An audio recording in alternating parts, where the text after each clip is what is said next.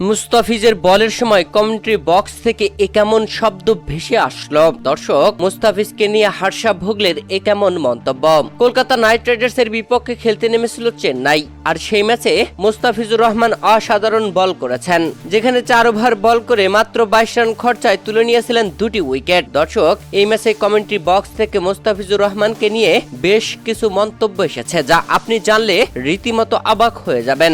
Commentary box থেকে ভেসে আসলো একটা শব্দ, লেফট আর্ম অর্থোডক্স। পরক্ষণে হর্ষা ভোগলে বললেন, হট এ বল, হিজ ট্রেডমার্ক লাইন। ব্যাটিং এ থাকা মিচেল স্টার্ক ততক্ষণে বেশ চমকে উঠলেন, মুচকি হাসি দিয়ে হয়তো বলতেও চাইলেন, এটা তো বল নয়, ভিলকি। চেন্নাইয়ের চিফকে এদিন মুস্তাফিজ বোলিং এ এক পশলা মুগ্ধতা ছড়িয়েছেন, ফিরে পেয়েছেন পার্পেল ক্যাপ নামক নিজের হারানো সিংহাসনও।